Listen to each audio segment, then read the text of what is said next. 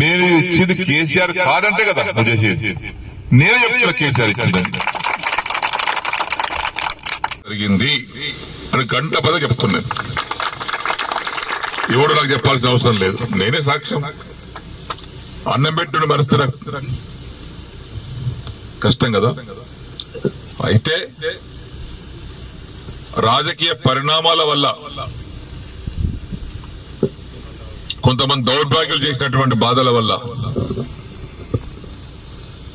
నేను కొంత నిర్ణయం తీసుకొని మారాల్సి వచ్చింది. అన్ని హామీస్తున్నా 6 మాసాల్లో కూడా పూర్తి చేస్తా అన్నాడు. ఇవన్నీ సరే కండువ కప్పుకున్నా. ఆ కండువ కూడా జాతీయ కండువ కప్పుకున్నా. నయమైంది. ఈ కోర్టు కేసులు ఉన్నాయి ఇప్పుడు మా మీద కోర్టు కేసులు నడుస్తున్నాయి.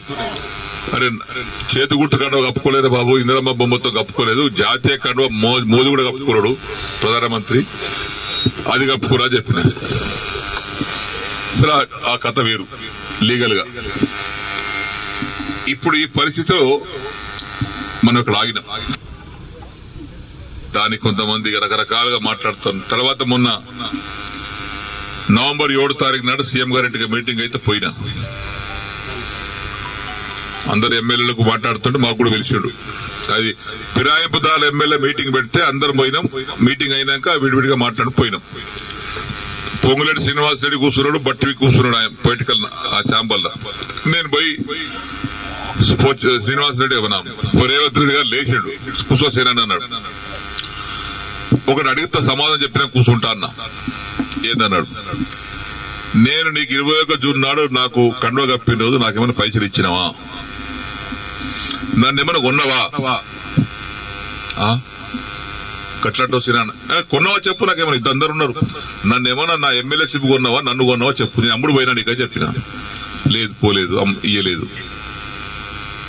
దేనికోసం వచ్చినా ఈ సమస్యల కోసం వచ్చినా.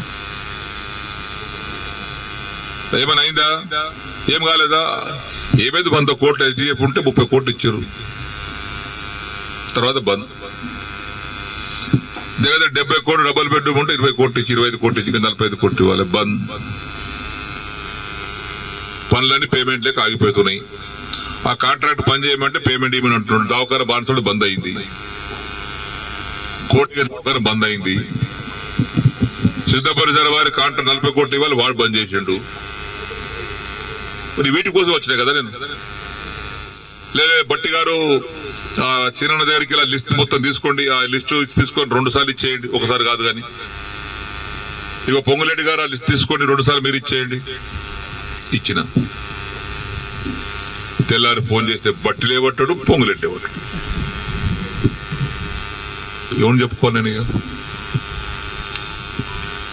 మళ్ళీ అసెంబ్లీ జరుగుతుంది. జనవరి 4 తారీఖు నాడు ఆ ఛాంబర్ తీసుకుపోయి లోపల తీసుకుపోయి మీరు చెప్పారు కానీ బట్టి ఇవ్వలేదు, పొంగులేటి ఇవ్వలేదు, నాకు రూపాయి ఇవ్వలేదు. రూపాయి ఇవ్వలేదా, ఇవ్వలేదు. వేం నరేందర్ రెడ్డి గారు బయట పిల్లలను పిలిచాడు. వేమన్నా సీనన్న బాధపడుతున్నాడు, అది ఇంకా పేమెంట్ కాలేదట, నువ్వన్నా మార్చిలో కూడా 3 విడతలు ఇప్పి. సరే సరే ఆయన తీసుకుని ఆయన వెళ్ళిపోయాడు. తెల్లారు వేం నరేందర్ ఫోన్ చేస్తే ఆయన లేపడు. 50 సార్లు చేసిన, ఒకసారి కాదు 50 సార్లు లేపడు. మళ్ళా మొన్న మార్చిలో అసెంబ్లీలో జరుగుతుంటే మళ్ళా పోయారు ఛాంబర్. మన అసెంబ్లీలో కూర్చునే సీటు డబల్ ఉంటుంది అయింది. చెప్పిన ఏది కాలేదండి.